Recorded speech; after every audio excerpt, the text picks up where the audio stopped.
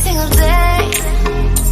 I'm gonna make kehidupan setia. Sepak terjang awal karir Nike Ardilla di dunia hiburan tanah air, selain mendapat dorongan dan restu dari kedua orang tuanya, ia juga mendapat keuntungan bisa dipertemukan dengan orang-orang yang berpotensi di dunia seni, semisal Denny Sabri dan Dedi Dores. Mulanya ia hanya ingin seperti Nicky Astria, tapi produser tidak setuju ia menjadi Astrina. Pilihan Ardilla ternyata membawa hoki.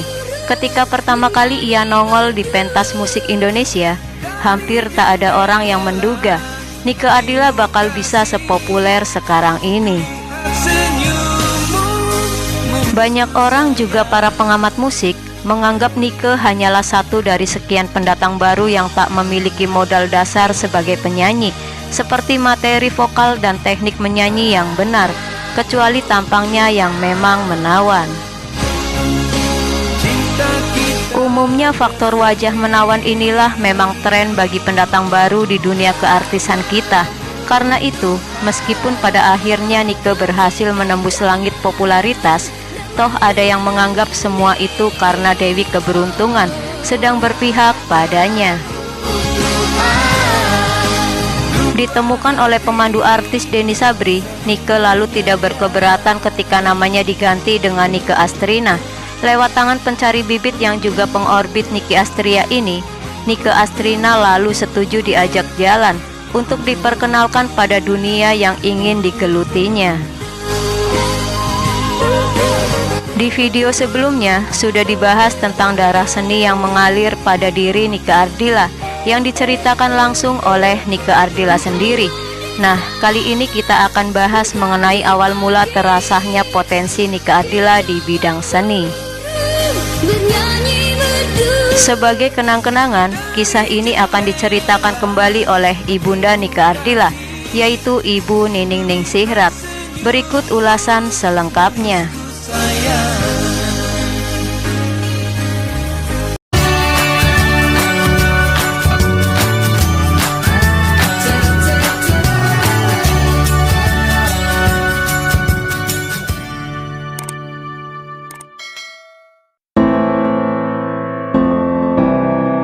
Menginjak masa-masa remaja, si gadis bungsu seringkali membuat Ibu Nining ingin tersenyum geli menyaksikan tingkah laku putrinya yang malu-malu menunjukkan surat cinta dari penggemarnya. Bahkan ada yang ingin segera mengajak ke pelaminan. Sepasang mata wanita berdagu indah ini beberapa saat tak berkedip. Manisnya kenangan yang dituturkan oleh Ibu Nining dari satu lembar kehidupan Nike tak berbeda dengan lembaran lain yang sedang ia buka kembali. Misalnya dulu di tengah waktu senggang, ia bermanja pada kami, dan kenangan lain tentang Nike yang getol mendengarkan suara lembut penyanyi Iis Sugianto. Nike ogah berangkat ke sekolah sebelum lagu Iis Sugianto diputar, ujar Ibu Nining. Ternyata di kemudian hari popularitas Nike Ardilla bisa dikatakan mampu menyamai, bahkan melampaui artis idolanya. Kalau di usia remaja, Nike lebih suka berpenampilan gaya casual. Justru waktu kecil, dia kecentilan berlenggak-lenggok dengan rok baru yang dibelikan oleh ayahnya. Masih dengan senyum di kulum seraya menggelengkan kepala berulang kali, Ibu Nining berujar, kalau sudah begitu, Nike bilang mau jadi peragawati.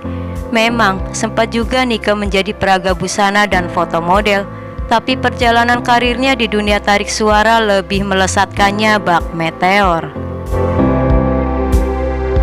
Nike beruntung dipertemukan dengan Denny Sabri yang memandu bakatnya, juga musisi Dedi Dores, serta produser Ahon yang selalu berani menelurkan album demi album. Lagu-lagu Nike Ardilla kemudian sering menjadi hits. Di awal bermunculannya bersama para artis yang tergabung dalam kelompok Dennis Angel seperti Lady Avisa, Yosi Lucky dan yang lainnya, Nike memang sengaja dipoles untuk dapat diidentikan dengan sosok Nicky Astria ketika itu. Sampai-sampai namanya pun diubah menjadi Nike Astrina oleh Denny Sabri dan produsernya, tentu dengan persetujuan ayah dan ibunya. Pergantian nama itu sempat diupacarakan juga dengan bubur merah putih. Kami setuju saja, toh hanya nama pop saja supaya hoki. Lagi pula nama pemberian kami Ratnadila tak pernah ditinggalkan, ujar Ibu Nining.